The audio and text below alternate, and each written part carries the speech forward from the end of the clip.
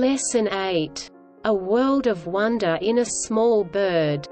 In this lesson, we want to leave aside the large country of our body, which we have only very briefly touched upon, and turn to a look at the wonderful order of other creatures. We look at the sky in the darkness of night. We see an exceptional bird which is searching for food with all of its energy.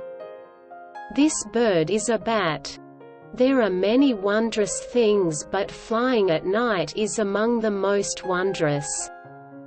The swift flight of bats in the darkness of the night without hitting anything is so wondrous that no matter how often one studies this, new mysteries of this are revealed. This bird flies with the same speed and accuracy as a pigeon does in the daytime.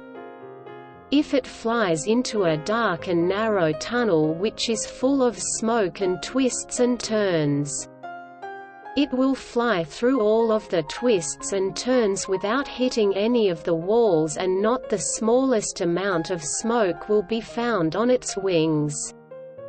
This strange ability of the bat is proof of an effect within it which is similar to radar. We now need to know what radar is in order to be able to see it in a small bat.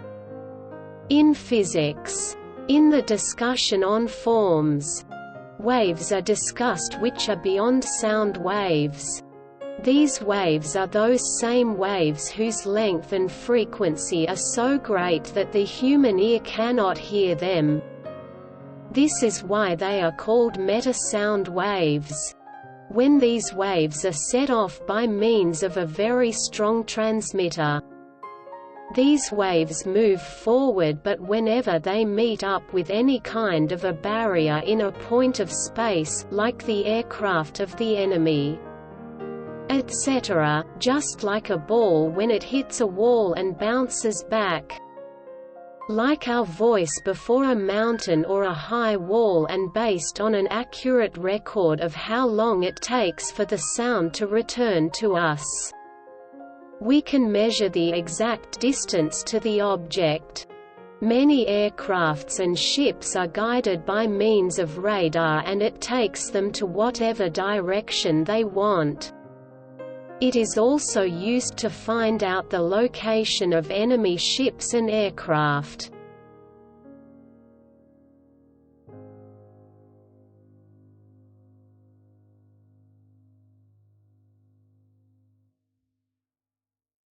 Scholars say that within this small creature, there is something similar to radar, so that if the bat flies in a room which at that same moment a microphone is put to use to transform meta-sound waves into sound waves which can be heard in each second 30 to 60 times, the meta-sound waves will be heard by the bat.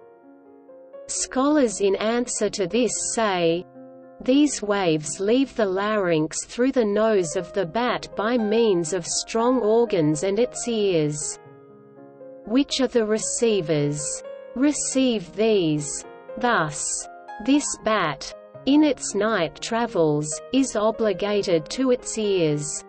A scholar, through experiment, has proven that if you remove the ears of a bat, it cannot fly avoiding things, whereas if you completely remove its eyes, it will very expertly still be able to fly.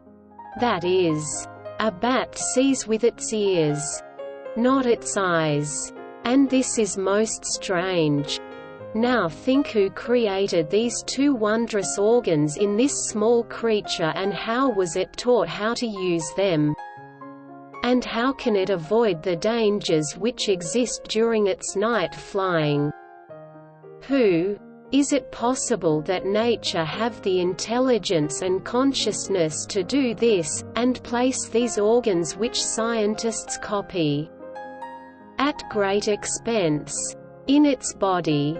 Imam Ali, peace be upon him, in the Nahj al-Balagha, in a very long sermon about creation, mentions the bat, saying, "It is never prevented from the way because of the darkness of the night. Great and glorious is God who, without a previous model, brought everything into being." Think and answer. 1.